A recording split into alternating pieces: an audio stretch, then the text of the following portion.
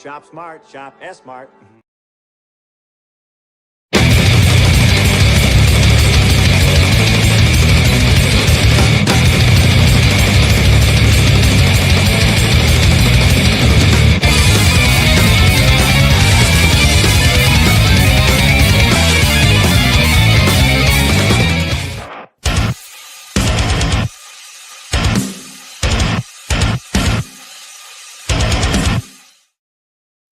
What's up, ladies and gentlemen, comic fans of all ages, and welcome to another episode of New Book Who Is. I'm, of course, your host, Death Metal Hero, and with me is a longtime friend of the channel and multiple visitor of New Book Who Is, Mr. Isaac Fox. How's it going, man?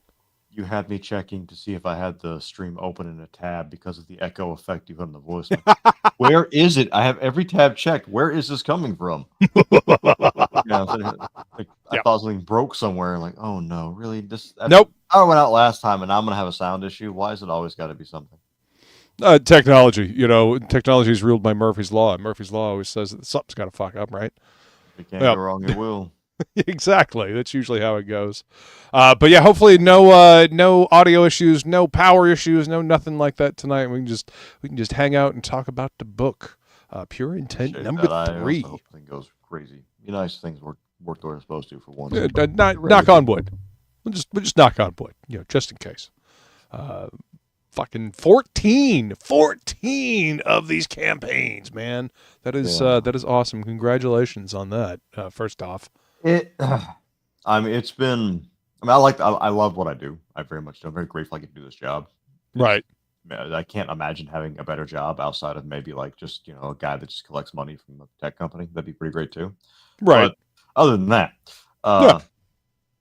it's good. Not start off on a bad note, but this is definitely probably my slowest one ever at this point. And during the last 5 years, the last one we did, Foxy Vacay, was my lowest earner in like 5 years. And now this one looks like it might beat its record, but not in a good way. I see. What matters there is that, though, I think I figured out, been talking to some backers, I think we figured out part of the problem. Well, that's good. At least there's that. Well, one of the big ones that I can say is that I have been attempting to avoid Stripe's crosshairs for a while. They are coming after people at random, it seems like. We briefly touched on that the last time you were on the show. Yeah, we had some issues with them. But for whatever, the current theory is that campaigns make over 10K magically don't get looked at anymore. I've talked to some guys that have gotten touched, and they're all under that. They said that seems to be that's the running theory. Is once you get over that, they just say, we're not going to bother looking too close anymore. Okay, because they want that money, I guess. They want that sweet payout. Yeah. Yeah, I don't know if you ever worked with any kind of perhaps illicit organizations in your lifetime, but the guys who are the earners, they get away with way more. You let them do a lot more freedom than the guys who don't make as much. Coffee's for earners. Let's face it, a business is just a legalized version of that, so it's the same thing. Right. What we've learned, I think one thing I've learned is that I upped the censorship on the covers to a much larger level in an attempt to get away from that. Right. And I don't think that was well received. So what I've seen is Stripes either going to come after me or they're not. So when we do our next run, which is kind of my primary focus at this point, brand new series, that's going to be back to traditional, how we did things, back in Succubus number 3 and prior. Right. Much more of a revert back to those things. And we go back to what works. Yeah. Well, you're always trying to get better, right? So you have to, okay, see if this works, see if this works. And unfortunately, at least in the indie comic market, we don't really have like a long logbook of previous marketing campaigns. I can't access market data that, DC and Marvel have. I can't all I can go to Kickstarter and look at how other people have done. The problem with that is, and this is anybody who wants to do Kickstarter for whatever your project might be, technology, board games, comics, whatever. Yeah. That strategy doesn't really work. You think it does. It doesn't. Right. Reason being, I can go look at, let's say, Common America, which I would argue is probably the number one anime-inspired comic in the U.S. It's not us, right? But defense, their work's amazing. Sure. I can't compare what they do on their campaigns to what we do. I don't have the name. I don't have the legacy. You don't have any of those things. Right. You'll want to replicate it, but you can't. You kind of have to, find your own way kind of way. Yeah, you see what works for them, and then you adapt it to your way of doing things, your way of making things. Exactly. You got to customize things a little bit. Yeah. There are things that like I'll use the best example I've got that I've learned. I know other creators that do a lot of cosplay stuff with their characters, and it sells like hotcakes. Sure. When I do that, it's mixed results, and Right. it'd be from the same artist even, and we've had that. And like, okay, this is what this is. It's not. It's just that their fan base wants that. Mine wants something more original. Let's Right. lean harder into the more original. So what we're doing now is when we do put characters in costumes now, most of the time their costumes are other characters. Like maybe Izumi behind me there in one of the succubus girls' outfits, things like that. Right. So self-referential, and that way it appeals more to what your fan base is looking for. Because I mean, let's be honest. That if that's what your fan base is looking for, then that's it's what you got to give them. Well, that's the whole thing. Is we spend Izumi, my community manager, she spends hours just talking to backers, asking them, "Hey, what did you like about this? Why did you not like? Why would you like to see this change?" We're doing that constantly. This campaign has been very different in that the campaign number is not terrible, but it's not great. But it's not showing how many people came to us off of Kickstarter wanting to buy extra things that weren't seen on the campaign, or things on the campaign that they wanted to get a different variation of, or more direct, which is fantastic because that means it's less money. Because Kickstarter takes a massive chunk out of your money. Let me tell you. Oh yeah, so it's way better.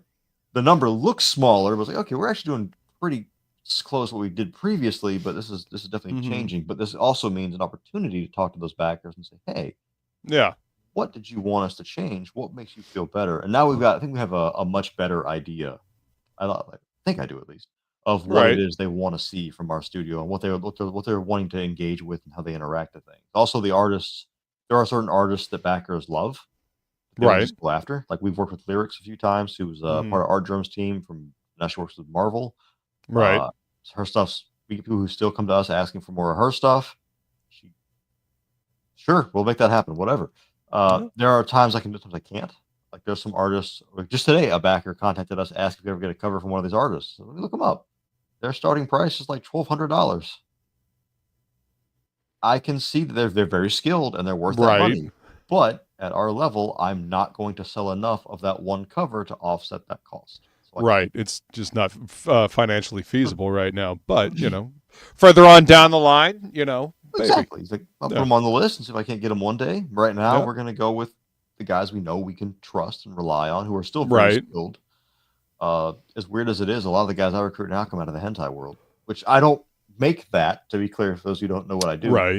I don't make hentai. Unless you want to write me a big enough check, put enough zeros in there, we can negotiate that. But up to that point. Yeah, you're just, just telling fun stories that have a little bit of nudity in them. That's, after this campaign, that becomes the dominant force of everything we do. Pure Intent's wrapping up. This Pure Intent number 3 is the final issue in the series. I knew Pure Intent wasn't going to be as heavy of a hitter as like Suck You Busted was. Sure. Or even Cremisi, just because Pure Intent's main cast in issues 1 and 2 were 14 years old. So there's not any nudity happening for obvious reasons. If you want to do that, I don't know where to send you, but not here. Which I was terrified actually coming to issue 3, because issue 3 is about 12 years after issue 2.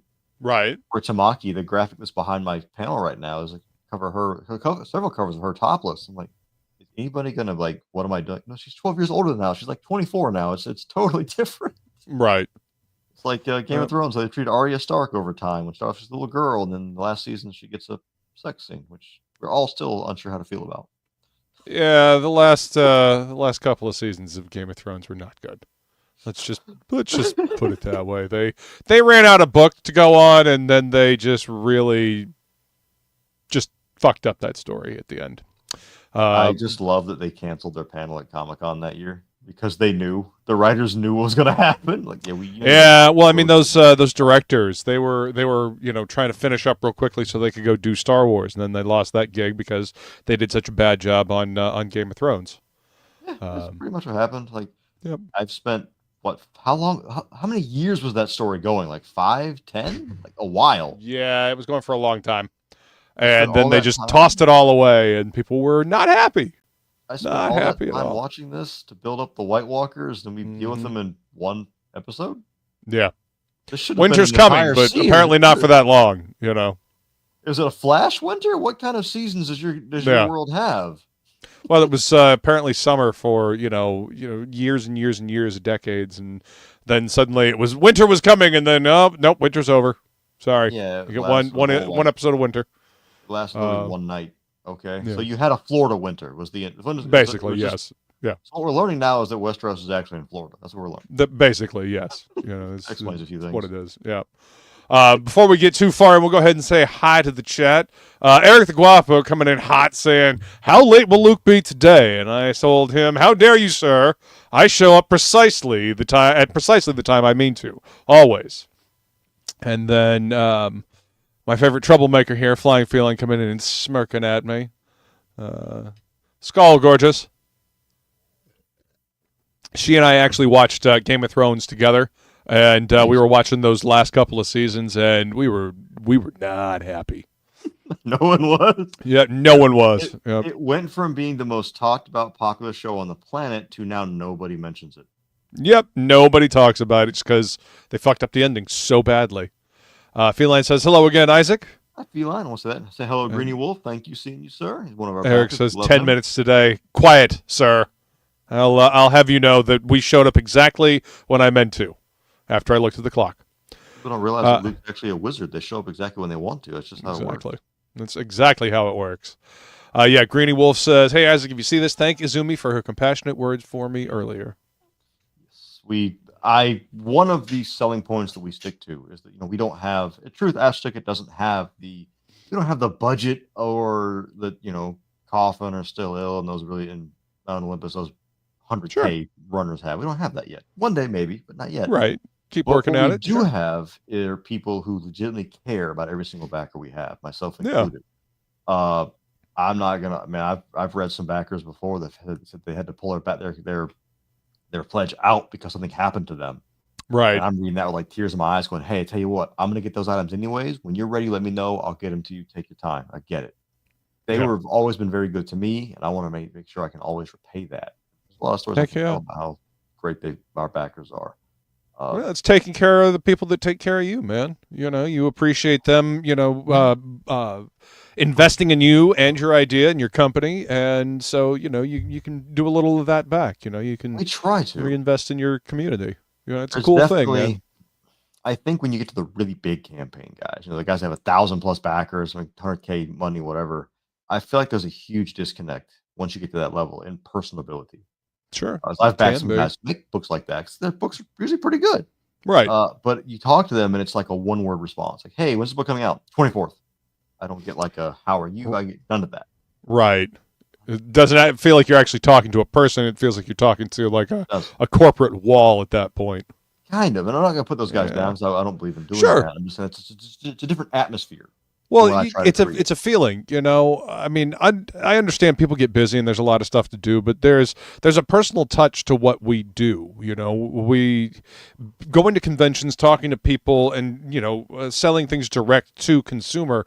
There's a certain level of like personal touch that needs to be a part of it. Otherwise, people can get the feeling that you're blowing them off. And that's the exact opposite of what you want to do. You want people to feel like they're welcome, that their business is welcome, that they are welcome, that, you want them to show up and enjoy the product. Oh, so the thing is, don't treat, I'm not accusing anybody of doing this. Right. Don't treat your backers as a cow to be milked. Obviously, exactly. As the creator side, we want to get as much money out of you as we can. Yes, that's just how business works. Right. You want to spend, that's how you stay afloat. Well, the idea is we want to give you as little as possible for as much as possible in return. And you want to get as much out of us as possible for as little out of you in return. Mm-hmm. And that's essentially what every transaction is. So it becomes a game of compromise. What am I willing to give up to me to get this to you? And what do you want to give up to get from me? Right. I mean, it's the same thing if you go and buy a pair of headphones from Walmart. It's the same exact thing. You're making a compromise on both sides of the field. Just that sometimes one side has more power than the other. Well, we always hope for an equal exchange, right? Exactly. And I think one of the beauty of indies is that you are getting more equal exchange. I agree. Can actually do more for you. Mm-hmm. Thank you, Ring Wolf. We honestly, that's awesome. I can't express how much I actually care about my backers and what I want to do for them. It's why when I do polls on the server all the time. We just did one actually. I asked the Right. backers when we do. We're going to return to more risque covers on the next book on the Manticore. Like, hey, do you want it to always be girl on girl Yuri, or are you okay if there's a guy and a girl involved? And the majority of votes we have so far are in favor of Yuri and no guy. Okay, cool. Then I've already got the artist and ready to go, who's going to be doing the cover for that. That's a little girl on girl. So well, there you go. Advice was taken. Uh-huh. We do have one we're going to do that's going to be a guy and a girl, but it's like we did with the naughty cover of our Incubus, femboy Incubus dressed as Astolfo for Foxy Vacations. Right. It'll be by itself. So you want to buy like a combo. You don't want to see a rooster. You don't have to do it. It's by itself. Just for people to enjoy that. Yeah, but you're still giving your customers what they've asked for, what they've responded for, to in the poll. So yeah, that's why we run a lot of polls. We run a lot of polls. We talk to a lot of backers, asking what they want to see, who they like, what they don't like. And we do what we can from there. There's times I can't do things, and it's depressing. It's like, yeah, I can't hire that artist, or I can't go to this group and talk to them. Right. Because not every artist is friendly to independent creators. Some artists only like certain people to work with. And some will just see that they don't know you, and therefore they will inflate the price, which putting you down for that. You have the right to handle your prices as you want. And all I ever do is tell an artist I can or can't do it. And if it's if you say you want $2,000 for a headshot, like, well, I'm sorry, that's not going to be possible. It's a little out of the company's price range, but I'll keep you in mind.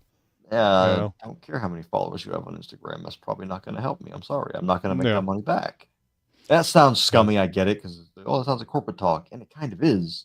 But at the end of the day, no matter what we're doing, it's a business, and we have to be able to put food in our table. Yeah.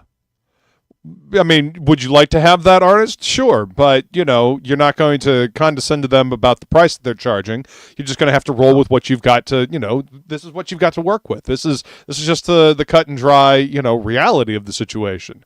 It's not scummy to, work within your budget and hire the artist that you can afford. You get the best quality for what you can afford, and then you keep working forward from there. Exactly right. I mean, as somebody I've been an independent hire before for writing and stuff. And I get it. You have the right to choose what your prices are. I'm not going to give you trash for that. I'm just going to say either I can or I can't do it. Or I ask, okay, I can't do that. Is there a negotiation room? Some artists, I've had a couple of them who are professional artists, former Zenoscope or DC guys. Right. Who will straight up tell me, like, you tell you what, don't pay me. I want 30 comps of the book. Done. No problem. That's way cheaper than what you were asking for money. Sure, no problem. Done. Taken care of. There you go. Yeah. Sometimes because those guys know that they can turn around and remark that book and sell each one for like $400, and they're going to make way more off of that than they would if I just gave them cash. See, there you go. And those are the type of artists that know their business. They know what they're about, and they know that they can help out an independent creator, and then they can make their money on the back end. They're not dumb. Never think that people in creative communities are dumb. We're crazy. Definitely crazy. Yeah, we are. Dumb. But crazy, I mean, not the same thing. We kind of have to be a little bit crazy to do what we do. So, that crazy helps. I have held the argument for a long time that a sane person never wrote anything entertaining or drew anything entertaining. Probably. Go back. Who do we consider the masters right now? Like Leonardo, like Da Vinci. Mm-hmm. Those guys were crazy. Poe, all the Renaissance artists were nuts. They had all these different interests and whatnot. That wasn't just the artwork. The artwork is just what they happened to be famous for. But yeah, look at Dolly. Look at Escher. You know what? Let's go into the world of metal and go with Ozzy. Ozzy's crazy. Crazy as all get out. But to be fair, Ozzy dropped acid like every day for 2 years, so I think that'll drive anybody a little bit fucking batshit. Well, yeah, but he's a fantastic voice. Sure. Yeah, but absolutely. I don't think I'd trust him alone in my house. But no. Oh, go ahead. I mean, yeah, he's on so much medication now. I don't know if he could move around your house by himself. Just an example of anybody like that. Ryan Dio, any of those guys were probably very out there mentally. There's a little madness, but there's got to be for the creativity. Greedy Wolf says, you remind me a bit of Antarctic Press back before Antarctic got huge. Antarctic still tries to be kind, but they're just too big to really keep track of their backers the way Astral does. Yeah. We like our Antarctic. We've talked to their Mr. Dunn a few times. Mm-hmm. That definitely it's an interesting thing to see how that works. Because you go to smaller companies for anything, Right. that's for comics. You do get that personalized. We want to talk to you and care about your experience. Like, we refer to our backers by name, and Mhm. if we memorize names now, we know certain names. We see them pop up on campus. Oh, we know who this person is. We've seen them before. Let's Right. take care of that. Let's give them. Let's make sure that we talk to them. Make sure they're happy with what's going on, what we're doing now. Absolutely. But when you get to a certain size, that's just no longer viable. Well, Unless you it's have- not feasible. You can't do it. It's. What's I up, felt Edwin? bad for. I think anybody who's ever worked retail, has ever worked a cash register in their lives, can relate to this. Like, for your Mhm. customers, you're the one person they see, so they're going to remember you. Right. First customer, though, is the one of 1,000+ people you're going to see that day. They don't Yep. stand out. And it's only the regulars that you remember. Even working at the comic shop, I would remember my regulars, and it took more than a few times of the regular coming in and me having to ask what their name was to actually remember their name and be able to remember the stuff that they were getting and things like that. So, oh man, yeah, I'm so bad at yeah. remembering names. Like I'm bad at remembering names, and I have facial blindness. So like I can't remember like a lot of things about people. You're all kinds of fucked then. Oh no. Oh no! What I learned how to do, I recognize people now by their clothing and the way they move. That's how I okay. There you go. Well, Like, yeah. if even you, Luke, if I were to see you from behind at a convention, like I know that's Luke because I know how Right. he dresses, I know how he walks. That's him. I have to guess. Black sleeveless shirt, possibly a denim vest, and that lumbering gait. Yep, that's Luke. Yeah, I know it is. Yep. That's kind of how I learned how to do things. Like, all right, I can memorize them by certain things. Even Yeah. Izumi, our customer, our community manager before, I've had trouble with that before, and I remember her mostly by, and she's gonna get mad at me. I remember her by her figure. Like, okay, she wears clothes that fit this certain way, and that's her figure. Right. And I know that's her. It's her standing over there. Right. Otherwise, Yeah, I would be like, not picking sure. up on people's personal style, and everybody does have a certain gait or walk or the way they handle themselves that is unique to them. I like one of the comments. Luke doesn't own sleeves. No, I do not. Jason, that's my co-host on Topic List. Jason knows. He understands. Yeah, I'm allergic to sleeves. Actually, being in Florida, I find that they're entirely too warm for this sweaty state. Yeah, you're not wrong about that. Eric the Guapo asks if I'm still working at the LCS. No, Eric, I haven't been working at the LCS since I guess that was August of 2022. Yeah, because I started doing conventions in 23 and 24. So yeah, man. I actually haven't been working at the comic shop since 2022, August 2022. She sold it to another customer of the comic shop, and he is there all the time by himself, and he doesn't want any help. So I am free to pursue making comic books and going to conventions and all that fun stuff. I can and kind of I'm happy understand about not wanting help. Yeah, well, I mean, he was working at Hertz Rent-A-Car before. So having that 9 to 5, corporate day job, Yeah, it sucks. and now he gets to hang out in his own comic shop all day long. I think it's a dream come true for him, and I'm There's super happy also for an Jack. insidious bite of getting into the habit of relying on yourself to do everything. Right, You start to lose your ability to rely on other people. You just can't do it anymore. right. Greedy Wolf says, so can we ever see Rita cosplaying as either Karuno, or the Castlevania succubus? Who was Karuma? Oh, that's the girl from Zorgo's Vampire. Maybe. I mentioned earlier we cut back a bit on the cosplays because they just weren't selling as well. Right. They were not as popular of picks compared to other thematic things. Like the last Succubusta we did, we had the D&D, we called the D&D set of covers where it was like, okay, this character's now a rogue, she's a necromancer, she's a hell knight. Those were hot. People like that. Well, Right. Thematic seems to, for our fan base, seems to do better. I know like Mr. Ryan Kincaid, he's a very fantastic creator. He did like a whole bunch of Mortal Kombat cosplays when the Mortal Kombat movie came out, and they were like hot takes. I've had one of our Succubi girls in Mortal Kombat gear, and it was like, okay. Right. That's his audience. Mine, that's one thing a little bit different. Meant as a cameo, not a cover. More possible.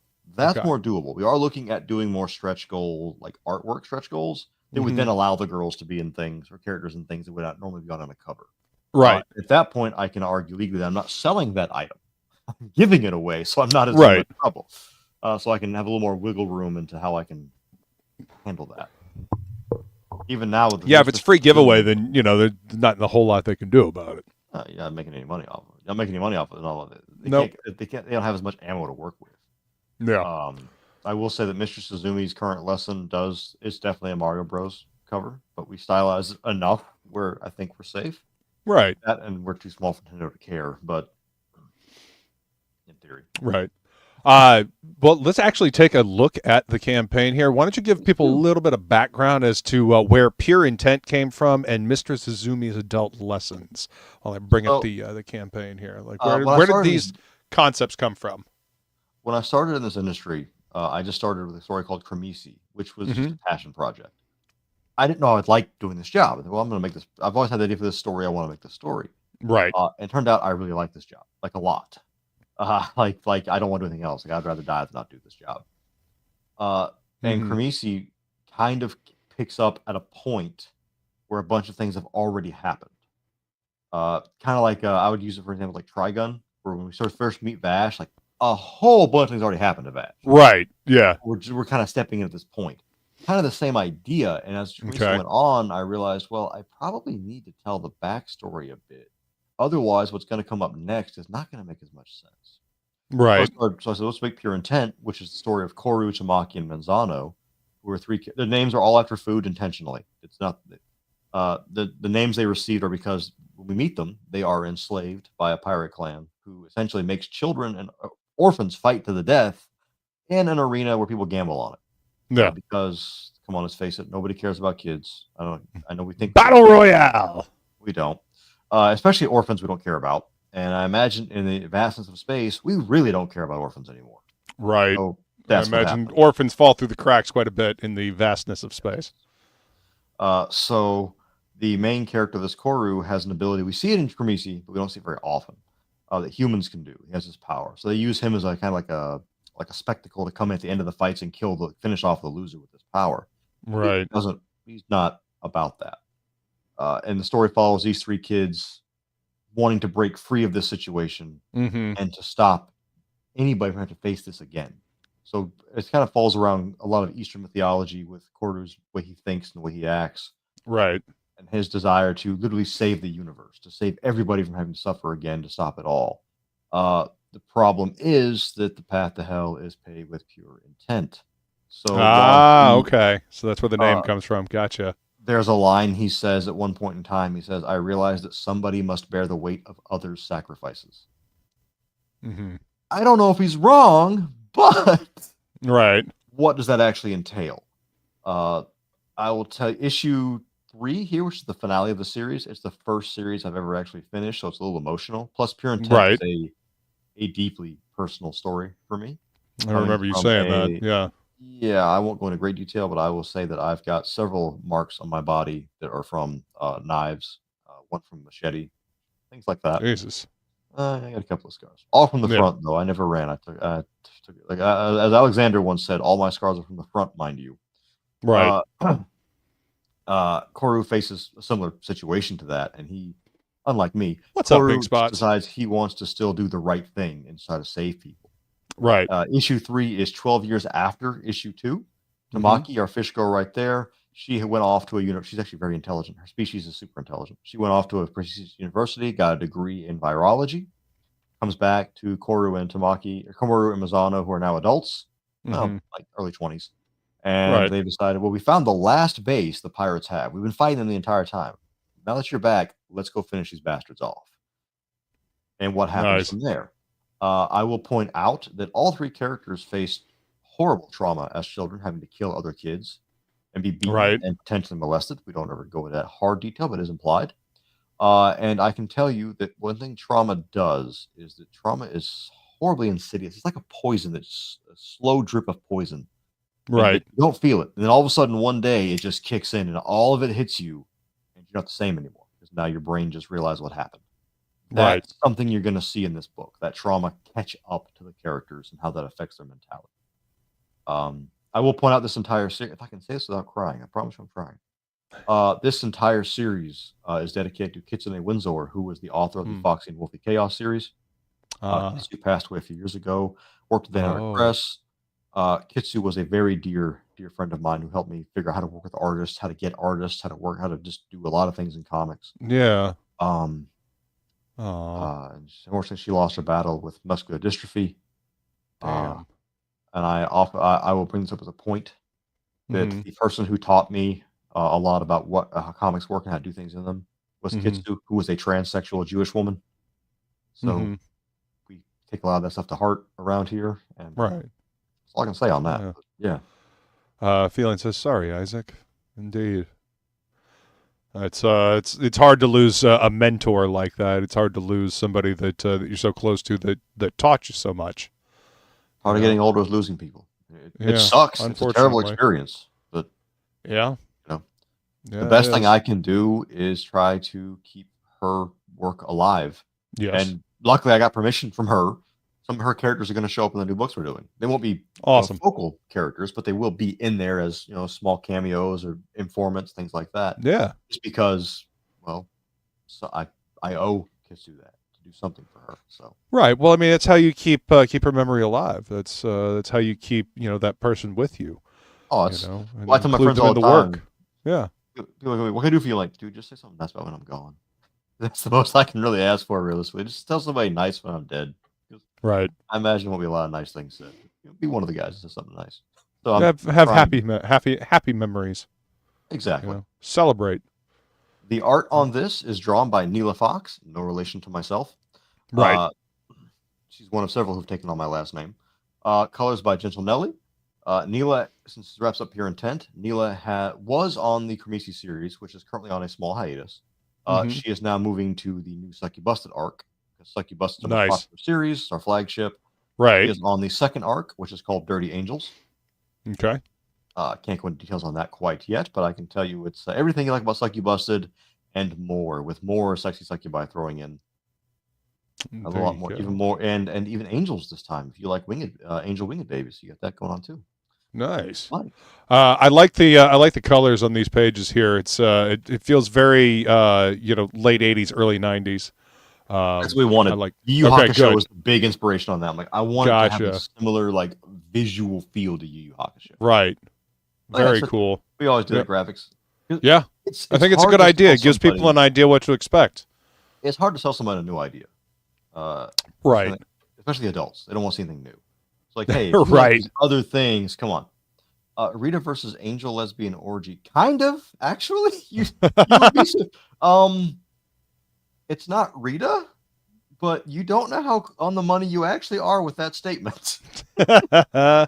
You'll find out. Feline says, you had me with wings. Yeah, she's quite a fan of winged creatures. Oh, we try to do a little Go figure.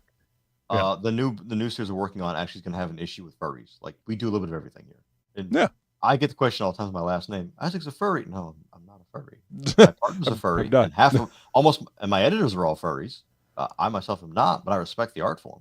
Well, Yu Yu Hakusho, the cover right there from Lemon Bun. If you guys remember the Dark Tournament, the two-girl jury and the Fox girl, that's them. Oh, okay. Cosplays. Yeah. There you go. More cosplays of well-known anime characters. The reason it happened, this was supposed to come out around the Halloween of last year. And it was ready to go. The problem is I ran into some health issues and I wasn't really capable of doing it at the time. So, no more Halloween costumes are now just cosplays, but it's fine. I mean, listen, like I always say, real life always comes first. You can't actually put anything out if you're, sick, if you're falling apart, if you're, not healthy. So, being able to just figure things out and keep rolling forward. More cosplays. That's our company mascot, Brooke, and and Kill la Kill outfit right there. That is okay. That's where that's from. Okay, Kill la Kill. Ryoko Math Boy from Kill la Kill. That's our most risque cover we have on this run by a long shot. That top sensor right there. I do mean you see everything. When I say everything, I mean Clam and Donut are definitely there. Wow. Yeah, Tezzy's she draws a lot of hentai. There you go. That graphic, I have to go fix that. Ooh, I didn't realize I was wrong. Because we had some issues with graphics where the file that had them got deleted. Uh-huh. So I had to modify like an old version of it to get new ones out. Oh, I gotta fix it because cover E is not Miss Senpai. That's Tezzy 8. I will fix that tonight. I am terribly sorry for that. I will fix that tonight. well, there you go. That's now you guys know. Yep, that's a mistake. It was all Tezzy. Ike art though, that's also LIIIVVVEEE, who is the. You guys have read Cremisi, where Alice is our virtual intelligence computer character. LIIIVVVEEE is another one that we see in Pure Intent. Difference is LIIIVVVEEE is an actual pleasure model, where Alice is a custom model. Right. As such, LIIIVVVEEE is totally okay with being lewd on covers, and she is an adult. So we have her in the Setsuke Kiryu cosplay right there. I want to point out that she is the bustiest named character in the Cremisi universe, and the decision to make her that busty came from the lady artist who designed her, not me. So nobody can get mad at me. I didn't make that decision. Yeah, I wanted to be sexy. He goes, "Oh, sexy, cool. How about some freaking melons right there, like just some G's?" Okay, there you go. Not? Why not? I mean, she's got the curves to go along with it. You know, she's beautiful. I'm happy to say we have some posters of her now. We got some stuff from the lyrics did of her. She's a very, very lovely character. And then everybody likes looking at good-looking people. You know, this is true. What I can tell you from my experience is the gayest man to the straightest woman enjoys nice boobs and nice butts. That is correct. We're programmed. Very correct. Yeah. Greedy Wolf says, "LOL, lady artists are always the most lewd.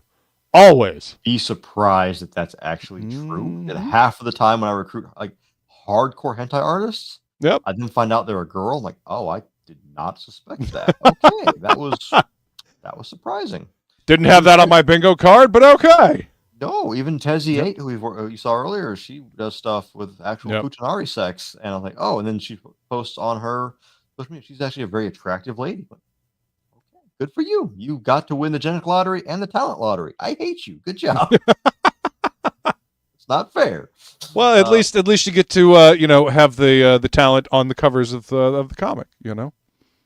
I will say the one above that, the one underwater, that is by Sukesha Ray, who's one of DC's girls. She's fantastic. Also look her up because if you like pretty girls who do art, Sukesha's the definition of that. She's also amazing personality and great to work with. We'll be working with her again in the future. Fantastic. It's always nice to hear. Well, I can honestly say that her H cover right there is our biggest selling non-lewd cover, probably in like years. It's a beautiful cover. By that. You know, the colors are great. The composition is great. You know, it's a very ethereal looking image, and it it has a story going on with it. So I mean, it's a great cover. It's a great image. I can't wait to have. I'm going to my wall. I can't wait to get it. Awesome. Going to be doing posters of that one. I don't think I have one yet. I should. I'm just saying. I mean, Izumi, write that down, please. If it's that popular, I mean, you might as well do a print of it. Just because, if it's that popular of a cover, I'm sure it would be a popular poster. Might as well. And posters aren't. We used to don't. Our thing with posters is we ship them separately, so it is a new shipping charge because we put them in a tube. That way, I've backed campaigns before where they said they had a poster, and I get it, and it's been folded in like 20 different fold lines on it. Yeah. It ruins the art. I don't want that. Yeah, I don't really like having posters folded. I'd prefer them rolled up. If you're gonna do that, just roll them up. At that point, seriously. Yes, I would 100% agree with that. Like, just roll it up. So I'll pay the extra $5-6 for shipping to have a poster that's not damaged. Yeah. Yeah. Toru did the covers there again. LIIIVVVEEE, because she's our fan service character for this series. Right. Which you don't see it as much in that particular one. You'll see it in the other covers of it. It's a Hinata from Naruto cosplay. Oh, okay. Hinata also a very chesty lady. So right. With that, I do love the touch that instead of the Leaf Village symbol on the ninja collar, it's the Isaac Fox symbol. But yeah, that was I like that. Oh, okay, nice. So this right up here. Okay. Very cool. We have these two right here. I'm really happy with Joseph Wolf. We're working with him now. You're gonna see a lot more of his work. He's incredible. Awesome. And Noxcura, also great. Those two covers are probably called the mystery date tier. So yeah, I remember you saying that last time. Yeah. One of two. You can go on a cute and sexy date with Tamaki and LIIIVVVEEE right there, or you can go on a hardcore BDSM date with this new assassin, Camellia. If you get it twice, you're guaranteed both. No duplicates in the randoms you get with it as well. There you go. We've had some people seem to enjoy some of the mystery box stuff, so we kind of trying to lean a little bit more into that. I will say that you'll see them again later. I don't know if we're going to see them on Manticore or not. but they're definitely not going away. I think people like the element of chance, and if they want both, they can just get both. Yeah, as long as you get something good. What I've learned is as long as both items you're offering are of equal caliber. Yes. If you have one that's from like, I'll use a name for example, like J. Scott Campbell, and the other one's from like nobody's ever heard of a DeviantArt. Right. You know which one they want.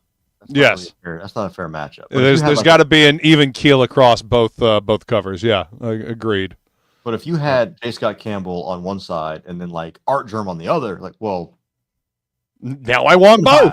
I'm buying it twice now because these are both very heavy hitters of extreme caliber. So it makes sense. Well, not saying that artists who aren't well known aren't of the same caliber. They're just more well known. Right. And a lot of that's luck of the draw. Let's be honest here. The way social media works now, like some of the best skilled people nobody ever sees.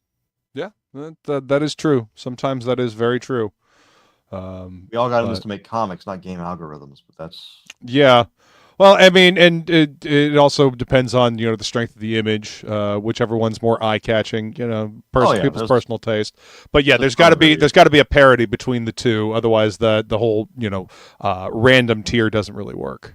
I agree. You're absolutely right. It will not work if they're not viewed equally. And then Song Bros, I don't think you can even find a comic campaign that doesn't have them on it. They're everywhere. That's awesome. For good reason. They're extremely skilled. They're very polite. They're great to work with. They're hyper supportive. I have nothing I can say bad about the Zong Bros. They're amazing. This looks like a very happy, bouncy cover. Well, there's at least 4 good reasons to grab it. Right.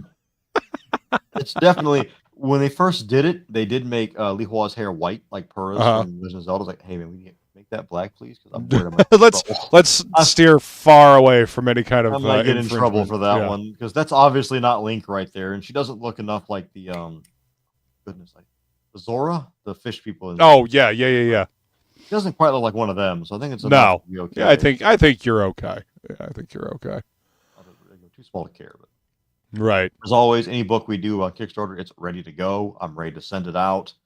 It's ready to go to the printers. All we need is just the check to clear. Once the check clears, surveys go out. Right. Survey, we get the numbers from that, and we send it to the print shops. Most of our variant covers do not reprint anymore, so this is a one and done. There you go. If you want them, get them now. I order a small percent of extras just for conventions, maybe a couple for the website. Right. Cover anything gets lost or damaged in the mail. That happens sometimes. True. Rare, but it does happen. Yeah. For the most part, though, we're not doing the surplus we used to do. We're not ordering 50 extra of each cover anymore. It's not doing that. Completely understandable. Well, Greeny Wolf says 4, isn't it 8? Depends on if you get both covers, I suppose. Well, because they have the little handheld device there taking the picture. Oh, right. Yeah. Like, look, you've seen me at conventions. I've got like 4 or 5 like full comic book boxes. I'm like, this is getting a little hard to do. Let's go ahead and just cut this back a bit because I'm getting older and this is not getting lighter. Well, you gotta get one of those easy rolling carts, man, that you can just stack. I have one. I still gotta have them. I still gotta set them under the table though, and be able to move them around to get to them. That is true. That is true. A fully loaded long comic book box is it is not light. That is for sure. My former agent advised me to never buy the long boxes. Like, dude, your back's messed up. You're getting older. You don't want to pick up a long box by yourself. Short boxes are much easier to manage. I will fully agree, and they're easier to stack, easier to find things in. That is 100% true. Don't underestimate the weight of paper. It is shockingly heavy. It is amazing how quickly it adds up as well. We'll be over here bench pressing comic book boxes for a long. Seriously, you could. If you're moving comic book boxes around on a regular basis and they're full, you'll get your weights in. Just so everybody knows, the comics are finished and ready to be sent to the printers, like he was saying a little bit ago. So they will be, going out to the printers as soon as the final orders are in, all the order cutoffs. That's everything we do is like that. This is part of what I was talking about earlier, where we started using big black blocks to censor. Because I noticed just to make sure. Well, there's some creators out there. I'm not gonna, I'll say the name. I'm not being mean to them. Mr. Pat Shand, who I have no ill will towards whatsoever. His books are very, very risque. Right. His recent campaigns, he has the entire page in a black bar, but like a little circle cut out with the character's face. You can tell by the face what's happening on that page. Right. Okay. There's a reason this purchase, his books do very well. There's a reason he's doing this. He's smart enough and experienced enough to know what he's doing. Right. Well, I mean, without showing anything, you can show that there's a lot of the content that people are looking for, but without getting in trouble. Exactly. Yep. So I started doing the big black sensors. What's going to happen Mm-hmm. from here moving forward, starting on this this campaign hasn't really done it, but moving forward, we will go back to the little Foxy sensors that will be censoring just enough. Right. Up until about the last day of the campaign, and then we will replace those with the heavy black sensors, so that when certain organizations come look at us, they don't think that we're making things we're not actually making. Right. The nudity is there; it's tasteful, and may have implications, but it's not porn. Exactly. But that being said, I Just feel like censor bars enthusiastic. make it worse. Right. Well, I mean, it's something like that. It's literally, drawing the eye to it. It's I think it makes it worse. Yeah. Well, I mean, it's literally pointing out, hey, there's something that you want to see underneath this. Well, this is what you're talking about, right? The little Foxy. That's the traditional way we censored it before. Sensors that were made. We actually made those. They're made and poisoned, so that an AI will have a harder time scanning them to figure out what's going on. Good. Because our belief was that what's happening is that other organizations that are not Kickstarter are scanning pages via AI. Right. Those companies have told me they're not doing that, but I don't know how much water that. Sure, they aren't. Are you really going to pay somebody to sit down and look through Kickstarters one by one to see who's Probably not. No. That's a waste of resources and time. Right. Yep. But yes, we were returning to the more traditional censoring method moving forward, and then replacing them with the big black bars later. Again, I feel like the big black bars make it seem like it's so much more lewd than it really is. Right. I mean, you might be able to use that to your advantage, but I feel like I'm lying then. I don't want to lie to you. That's why well, I will tell you guys. There's also that. In our Discord server, you can see all of this stuff uncensored, and I did that. It's low resolution because you want the high reses. I'm sorry, you got to back. Yeah, you got to buy the book. But I felt like I was lying to people a bit. Like even go up a little bit if you would, really quick. The last panel right there with our succubus Roddy right there. It looks, the censor makes it look way worse than it really is. Right. It looks like she's being penetrated by a mimic's tongue. She's not. She's being rubbed by it, but she's not being penetrated by it because my rule is no visible penetration. Right. But I had to censor it anyways, and the censor makes it look like it's just so much worse of what's actually happening. Right. I have no choice. Makes it look like it's a bit more explicit than it actually is. That's one reason why we said, hey, come to our Discord and you can preview this stuff for free. Right. You can preview it because I don't want you to feel like you're getting, the underhanded treatment from us. No bait and switch. No, we're not no bait and switch going on. You're getting exactly what you're seeing. You're getting fan service, but we're not making, La Blue Girl over here. Right. If you know what that is, then you're in the right place. You need to buy Mistress Izumi Adult Lessons. If you know what that is, then this book is for you. Go ahead and hit that link and go buy yourself a copy. Yes, it is. Very much so. Every one of her lessons, so the story behind her lessons, Izumi wanted to work on a book for a long time, but we didn't really have anything for her to do. Right. So, well, you know what? We've all been teachers, and I've learned that adults don't like learning anymore. We hate it. Adult guys, we're really bad about it. We don't want to learn anymore. We're tired of it. So I'm like, okay, if that's the case, you know what they do like, though? Naked fox girls. So what if we use that to help people do things they could really have use out of doing in real life? Yeah. Like actual adult lessons for things that are, that will serve you in your adult life. That's exactly it. Issue 1 was about budgeting, verified by a CPA accountant as an actual good lesson how to budget. Issue number 2 was about how to change the tire on your car using the kit that comes with the car, verified by a mechanic.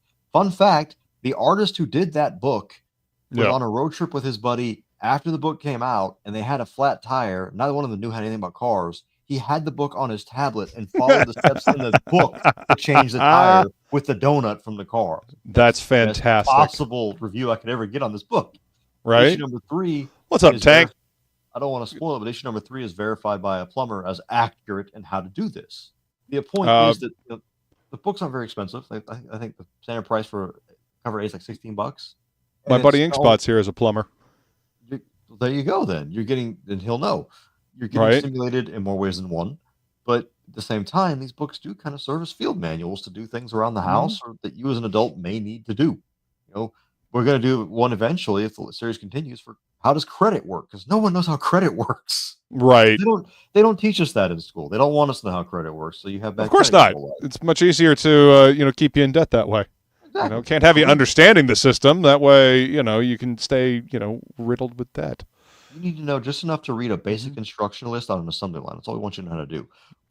Astral Ticket wants you to be smarter than that, so we're going to get you the resources to do more and be entertained at the same time.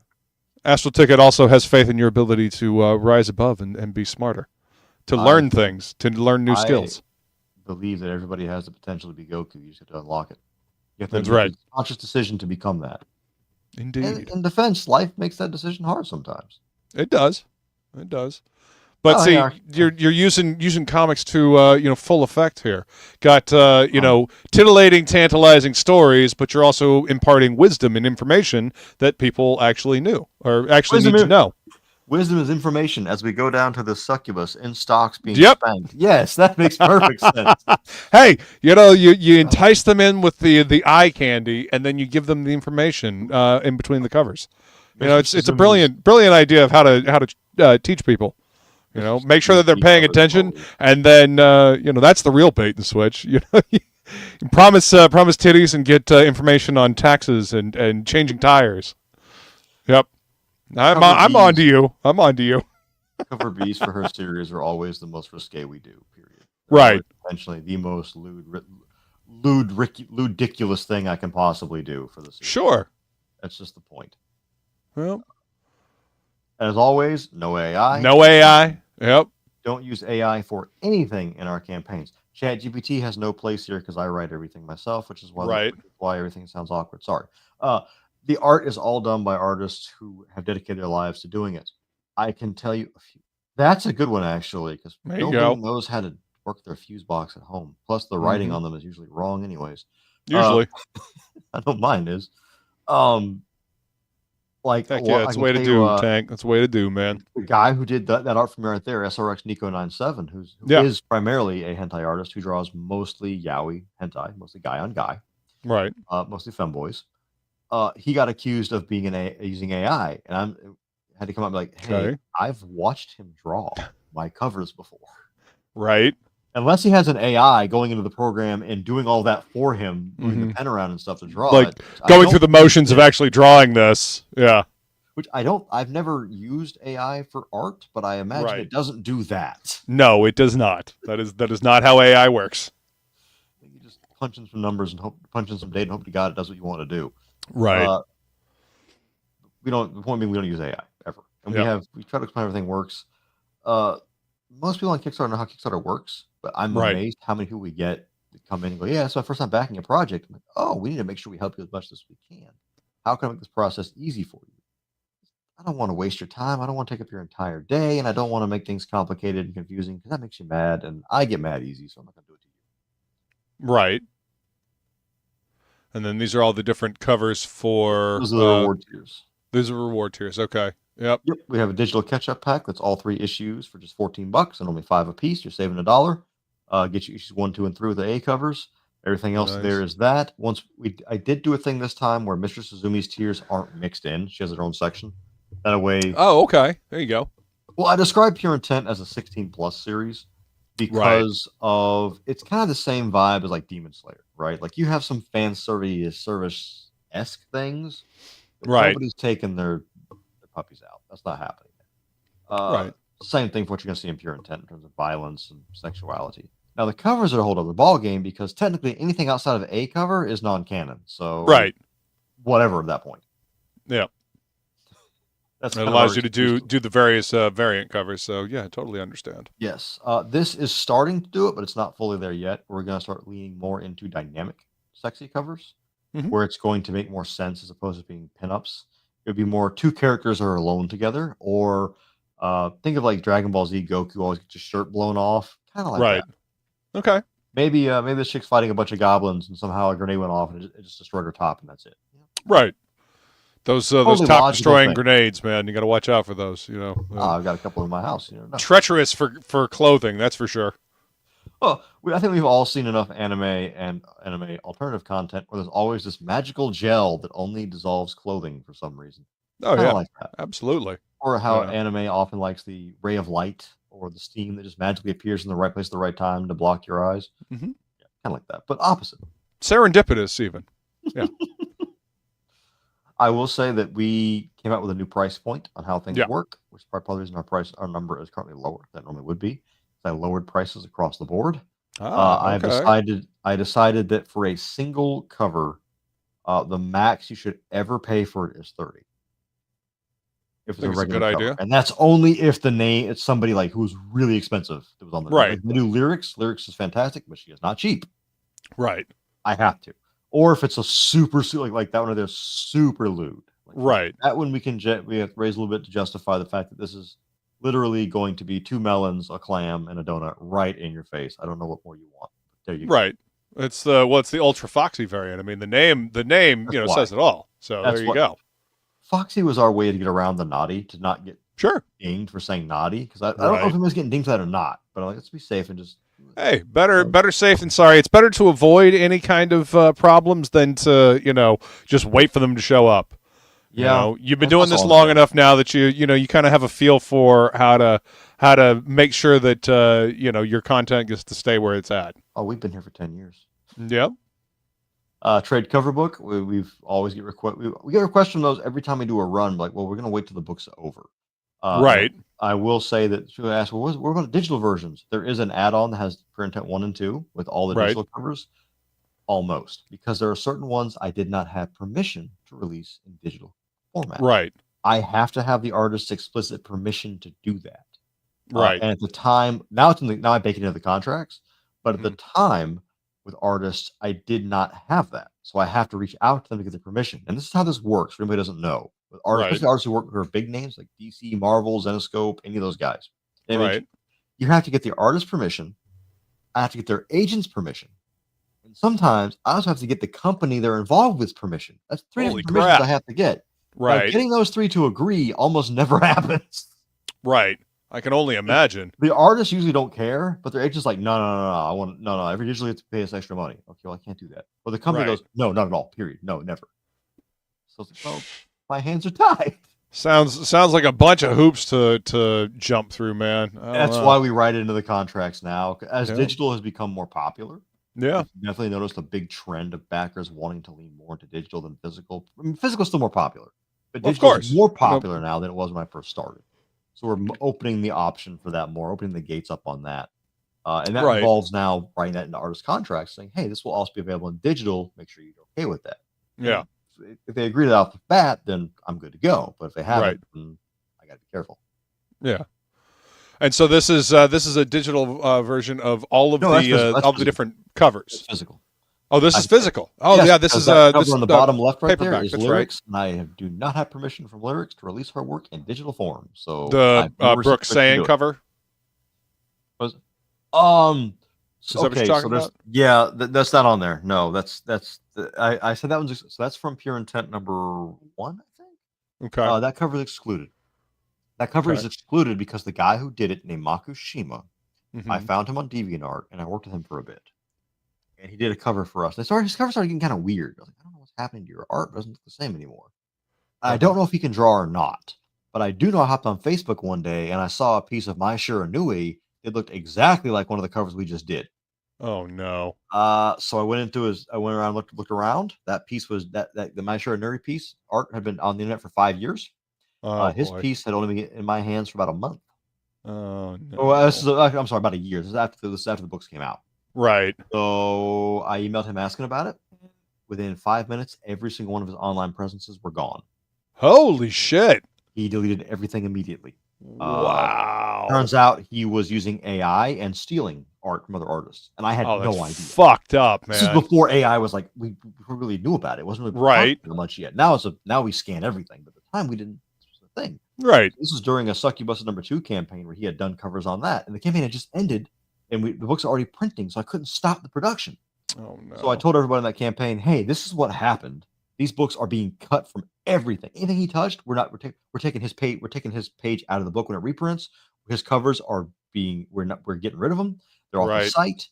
The books I had from him, I put a black marker. If you ever guys back us, and you get an extra book in your package with an RC on it. That's one of those RC reader's copy. The inside is fine, and I want you to be able to read it for free because I can for that certain books. Right. That cover is cursed and tainted by that, and that he did a series of Saiyan Brook covers that I reached. After that moment, I was able to look it up and found where he stole it from, and I contacted every artist he stole from and told them, Yeah. Oh yeah, we did. Dude, this is the thing. Within an hour of me finding this out, everybody knew. I told every backer we had. I made updates. I told the server, hey, I didn't know this was happening. Right. Obviously, I don't support this. I wrote to his college in Russia and told them what he did, getting information, and I told them they should expel his ass. And I hope they did. Right. If it was in Russia, they may not care. But right. Well, I mean, Russia, at least you warned everybody else over here, you know, and keep them abreast of somebody that's, one, stealing other people's artwork, two, using AI and passing it off as their own. That's no good. So, Jason says AI is real art. You're full of shit. No, it's not. Kill him. What's up, Brian? Shoot that guy. Right. From Fury, shoot that guy. Right. And I will say that the people who bought the cover on that run that had it, I told them, hey, if you want, if you feel cheated, I will refund you and still send you the book because it's already being printed. I can't stop it. Right. And some people did, some people didn't. And since then, that's why I say that anything he touched is pulled. You don't see that anymore. It's gone. Right. We don't believe in that, obviously. So I hate that Kickstarter even allows AI projects on here. I feel like that's going to get broomed away soon, or it's going to get its own special sub tag. Because you already have to tell them you're doing it. Like, right. You can get kicked off if you don't admit you're doing it. Well, good. I think that's good. If you go to some campaigns now, it'll have a section on the left where the columns that says use of AI. Yeah. So if they're using it, it will tell you. They have because Kickstarter, when you make your campaign, now ask you if you're using AI at all. Good. I'm glad that they're asking. And you did. Apparently, they will shut you down. They find out. Good. That's false advertising. Damn right. Yeah. I can't. You know what? I'll be a jerk here. I saw somebody's campaign a little while ago that was like trading cards of League of Legends characters that were made totally by AI. Does Riot know you're doing this? Because I don't think you do. This isn't cosplay. This is straight up Jinx and company in these, like, you're making trading cards of. It's all very obviously AI. Right. Riot needs to sue you into the ground, buddy. You shouldn't be here. You have no right to be here. I'm still the persuasion that if you cannot draw like I can't draw, and you're making your comics, you're not putting food on artist tables, you need to get the hell out. You don't belong here. You're not helping anybody, except yourself. Helping yourself. You're being greedy, which a little greed is good, but there's a line and don't cross that line. Mm-hmm. We have to be a little greedy to run a successful business. You have to be. Right. But you don't need to be overly avaristic about it, though. You don't need to be a little greed demon. No. Not all AI is bad, but all AI art is bad. There are two things I like AI for. I'll admit this openly. I like it as a gag. Like there's the Suno where you can make AI songs. Right. I use that to troll my friends to make songs about them. Right. No one's making the appropriate use of AI. Nobody's making any money. Nobody's getting hurt. Nobody's trying to sell you anything. It's just cheesing your friends. That's fine. Right. No problem with that. Yeah. If you're making stupid videos on YouTube about it, I don't know if I hate that or not because they can be pretty funny, but I don't really know.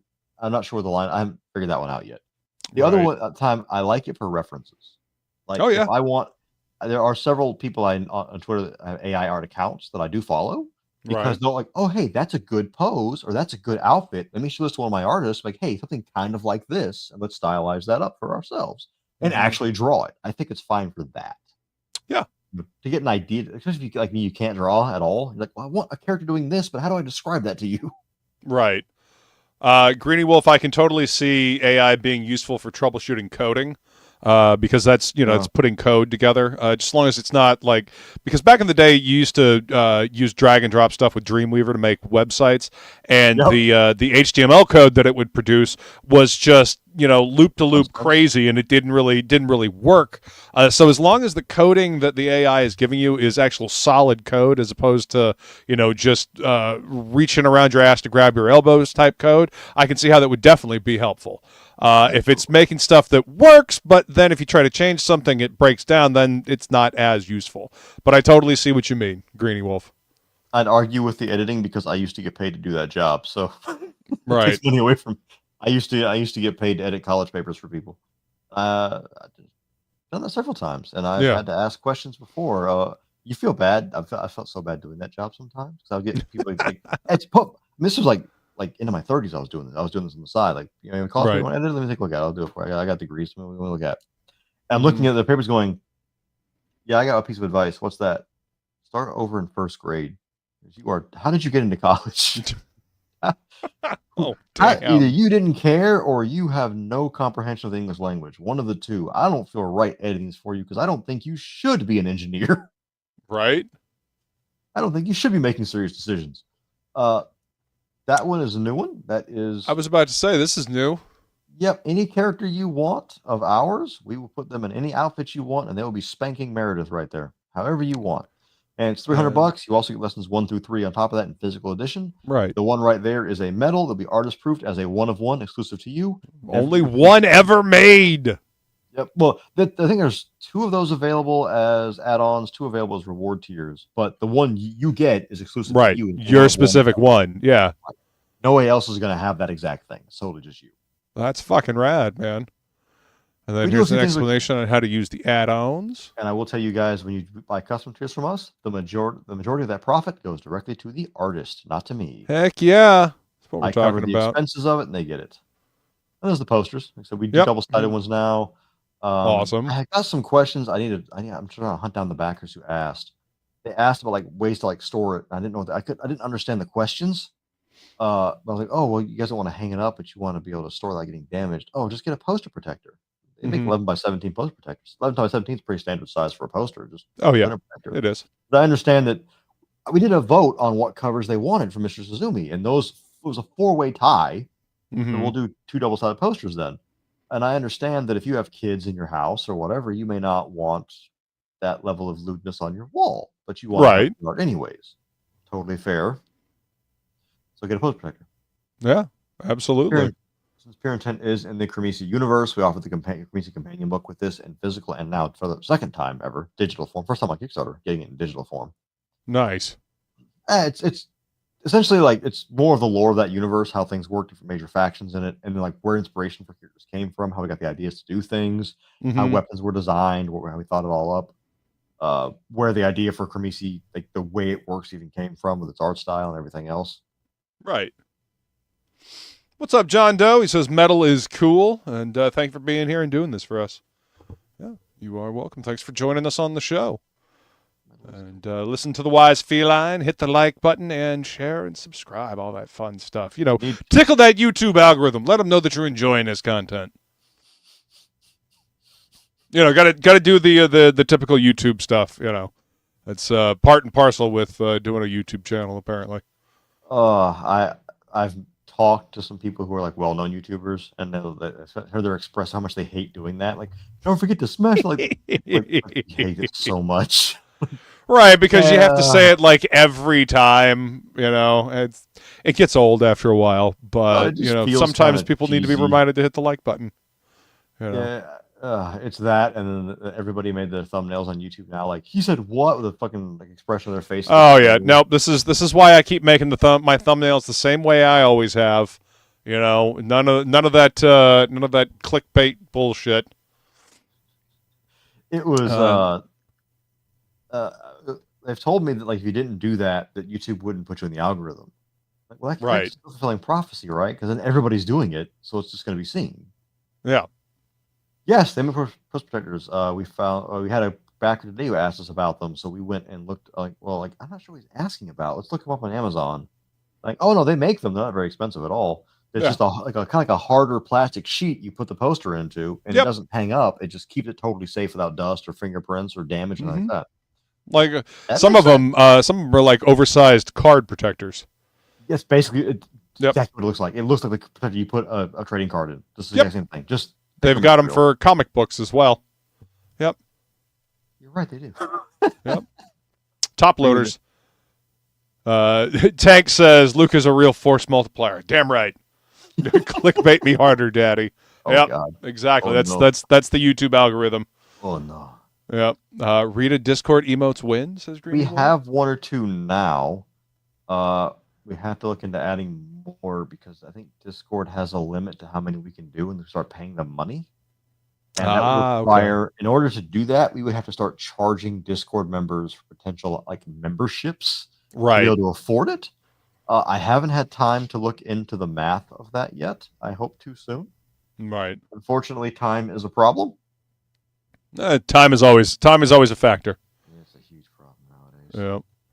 So you got standees. Are these acrylic standees? Is that what these are? I can actually show an example of what they look like. Nice. There's other particular ones, but mentioned Rita, Right. so we'll do Rita's standee, what she looks like. If I censor, there we go. There what she they is. look like there. They're very nice. Yeah. They are solid. They're actually surprisingly thick and tough. This thing has been chewed on by a cat and thrown 6 feet to the tile floor several times, and outside of a couple scratches from again the cats, it's totally fine. So they're actually pretty well built. They've got resilience. They're very nice little displays. Like I said, I got an entire shelf full of them here from everything we do.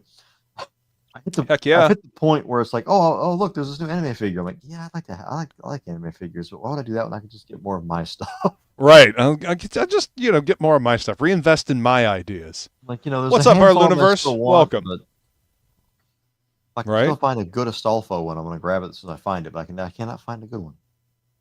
Yeah, keep looking. Keep looking. Yeah, conventions are for. Conventions are great places to find stuff like that. John Doe says, that one looks great. I got your other one, but it can't be shown on YouTube. We have a lot that can't be shown on YouTube. Yeah, there's a lot that can't be shown on YouTube. I have 2 cubbies. One has the safe work, one has the not safe work ones. I grabbed from the safe work for a reason. Like I can show this one off, otherwise I'm gonna get Luke in trouble.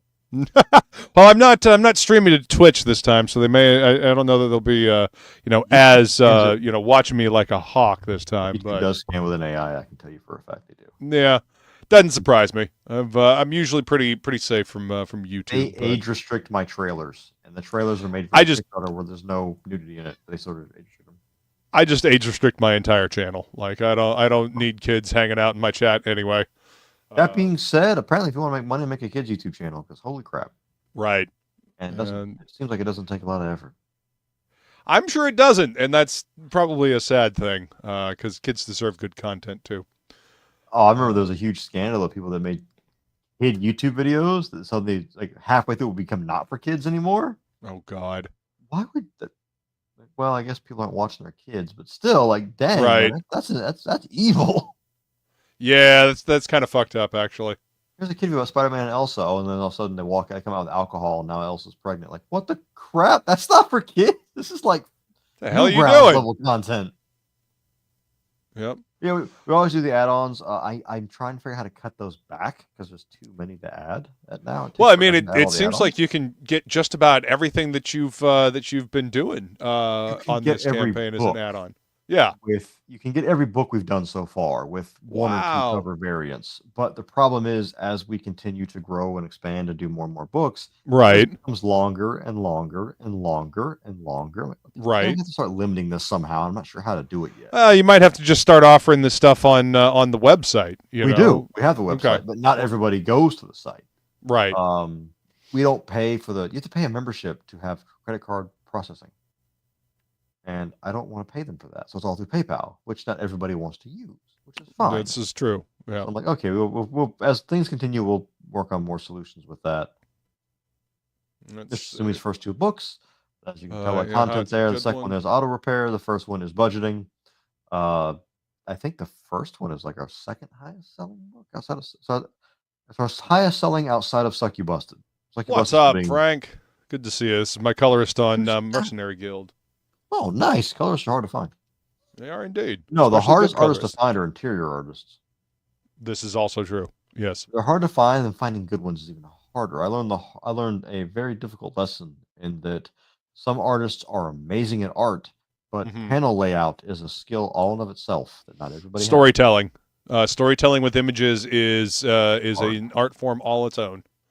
Yes, it is. You have to be able to make those. One reason that I will continue to my dying breath to argue that Toriyama may rest in peace. Well, something more fun than peace. God tier artist. His panels, you could follow the motion of a fist or a foot from panel to panel. B tier writer, S tier artist. No, knew how to make entertaining comics.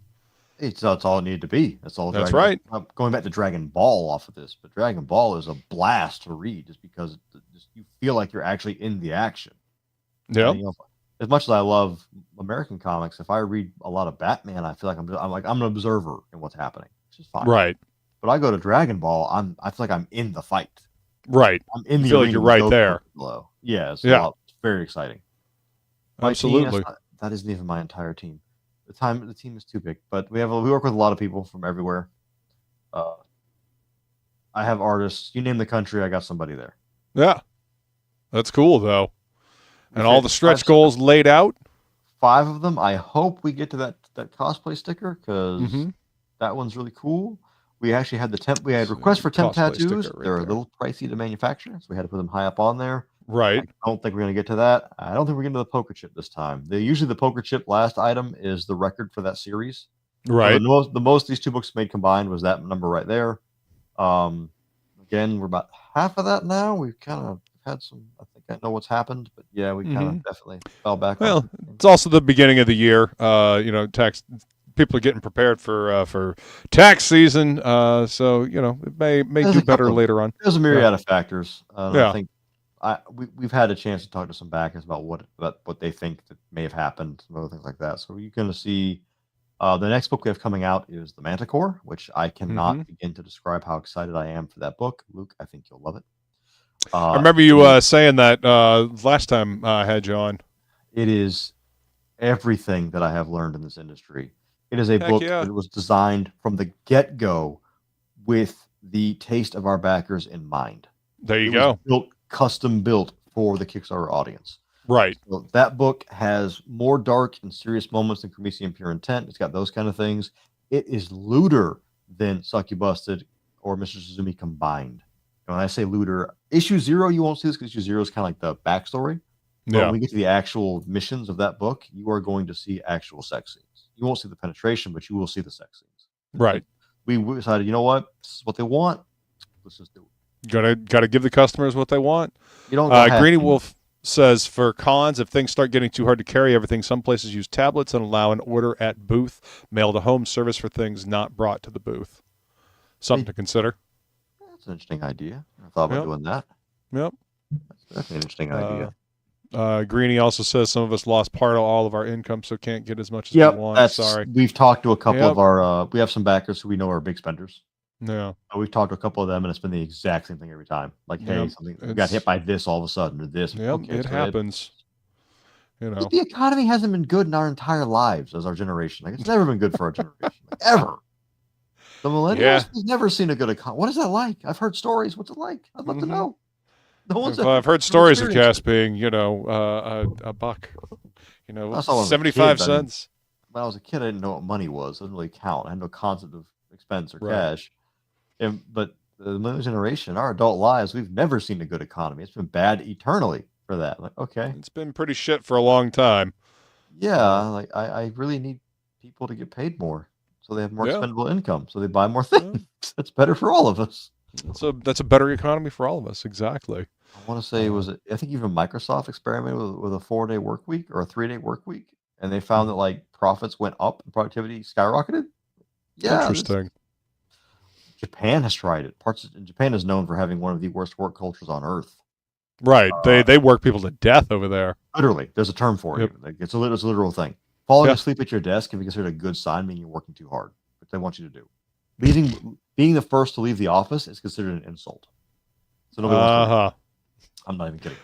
Look at me, insult. Bye. Yeah, no. You only pay me for a certain number of hours, and that's it. I'm gone. I can tell you I'm a TEFL, which is teaching English as a foreign language. Right. When Japan opened that up, long before our time, but they opened that up for Americans to come teach English in Japan. Right. They tried to get Americans to work the same kind of hours and style that they did there, and they found we would not do it. They wouldn't get anybody to come over. So they had to change it to a 40-hour, I think it's like a 30-hour work week for full time for teaching there. Right. You'll work more than that, but it's considered the full time. Right. Because they realized, well, if we make them work 80 plus hours a week for no pay, they're just not going to come over here and do it. Yeah, they're not. You're not going to get anybody that wants to come kill themselves for that kind of a job. No, not at all. I'll admit that I'm very much against the phrase "nobody wants to work anymore." Well, first off, nobody has ever gotten out of bed and said, "Oh boy, I can't wait to make somebody else money today." No one's ever said that. Exactly. No one ever will. But nobody wants to pay anymore. My partner brought it one day, like, "Would you flip burgers at McDonald's for $300,000 a year?" Like, hell yeah, I do it for $300,000 a year. Okay, sure. Right? You do it for $7 an hour? No, hell no. Yeah, fuck no. Close. It's not worth it. I'll be in prison within an hour. No. Yeah. I'll pull a Rorschach and stuff somebody's head in the fryer at that point. Gross. I mean, but look, man. But hey, listening, working in a retail situation like that and having to deal with people's problems, it's a good learning experience. I feel more people would benefit from working retail or the service industry for at least 6 months. Maybe a year to really. That's been my argument forever, that you should, by law, everybody should have to work customer service level jobs for 6 months of their life, because then you will learn that the person behind the register has no power, and being a jerk to them is only ruining that person's day. You're not doing anything to that company; they don't care. That's right. If you want to make a change to the company, you have to call their corporate office and make complaints. You just go. Even the store managers don't have that much power anymore. I've been a store manager. Correct. I couldn't do anything. Like, this is too expensive. Sorry, I can't change that. They have. I don't know what you want me to do about it, but here's the corporate number if you want to call and bitch. Yep, everything's done by a computer. So if I change it, the computer will see it, and I'll get a phone call about it. Sorry, what do you want me to do?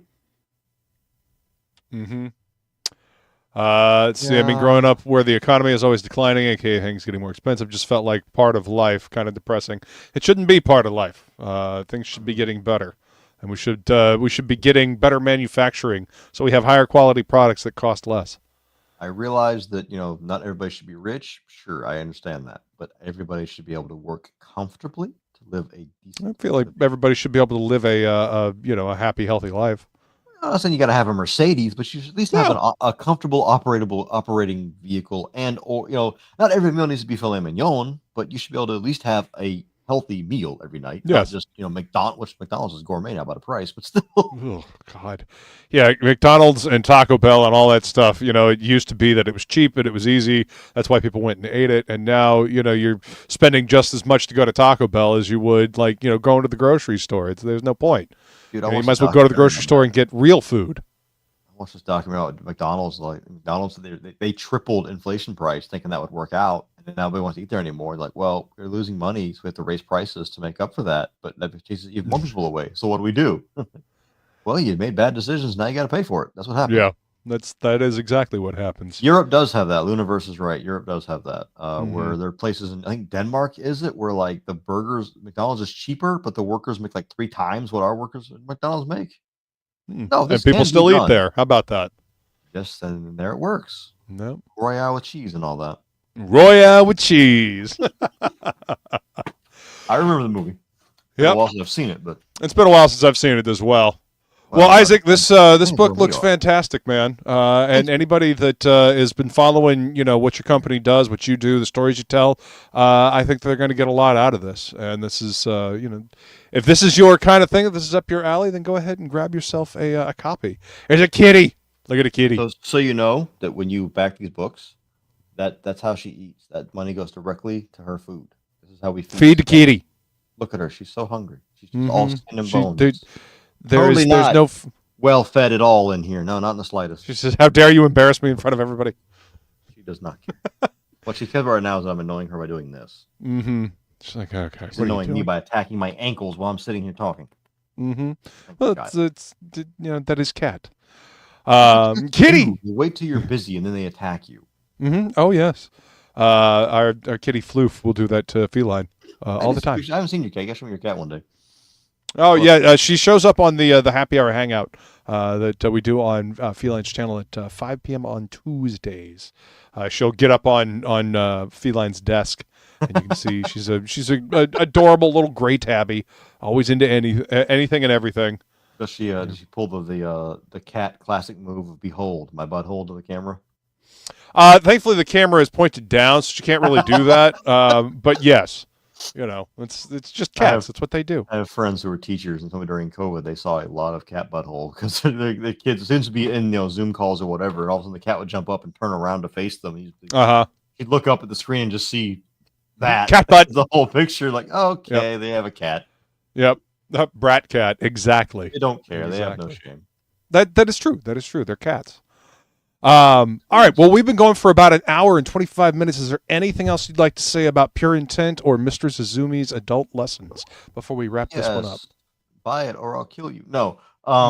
If you We've gotten to the threatening portion of the show, ladies and gentlemen. For every one you don't buy, I kill a cat. No. God. Oh no. No. I wouldn't do that. Yeah. What I will say is that a lot of the covers don't reprint anymore.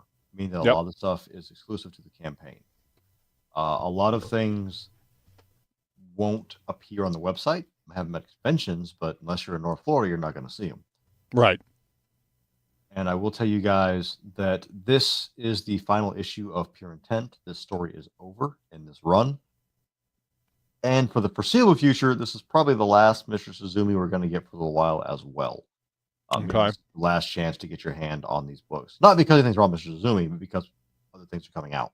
Yeah. I'm sorry to hear that, Greeny Wolf. My condolences to you. Yeah, I'm sorry, man. Put their dog down today. It's heartbreaking. Dude, I still cry. I lost my cat last October, and I still cry about it. So, yeah. I get it, man. It is never easy saying goodbye. That is better to us and our human family. Yep. By a long shot. But what I would say is thank you for supporting what we do. Even if you just grab, a $5 digital, that's a massive help to us. It's a huge help. And if there's ever anything you guys see that you want us to do, like maybe you want like a glow-in-the-dark version of a cover, or you want it in metal, you want it in foil, you want like certain combos made, just message us. We have created, every campaign we make a dozen plus of tiers. You don't see them here because we make them as add-ons, or we have people pledge for, just pledge with no reward, and we make a note to give it to them. That thing. I had a guy today, one of our spenders, he wants one of the covers as a 1-of-1 glow in the dark metal. I said, cool. I can't make that reward tier because everybody will see it, and then might snatch it if you can get to it. Right. Go to no reward, pledge this amount, what it costs, here's the shipping charge, and I'll put you down for that, and we'll get it made, no problem. We've done it before. There you go. Always gotta do that. Customer service at its finest, ladies and gents. That's how you do it.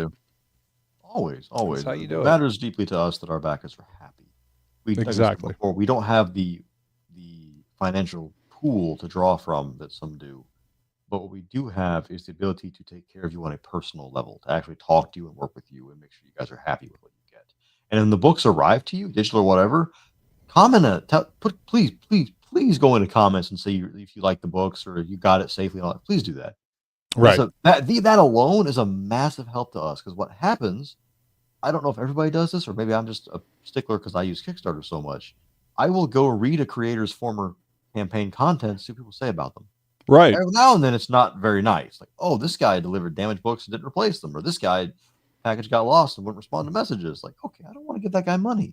Yeah. I'm not going to see that with us. Word of mouth is still the best way to get the word out about something, to advertise. It's still the best advertisement is word of mouth. Happy customers, happy people tell their friends about what they've gotten and what they're excited about. So the best thing you can do is make them happy. Mm-hmm. Yep. We get to feed the cats, which makes them happy. So thank you for that. Exactly. And see, once the kitty cats are happy, everybody's happy. So that's what it's all about. Because then they go to sleep. That's right. Attack anything. Well, Isaac, thank you so much for coming to hang out, man. This is, as always, it's a good time talking with you, dude. I always enjoy our conversations, and this is a prime example of how to treat your customers and build a thriving comic book publishing company, man. So my hat's off to you, dude. I appreciate it. You don't worry, Luke. Thank you. I know I don't, but see, it's hats off. But at any rate, chat, you guys are amazing. Thank you all so much for coming to hang out, and remember, Shop smart, shop S-Mart.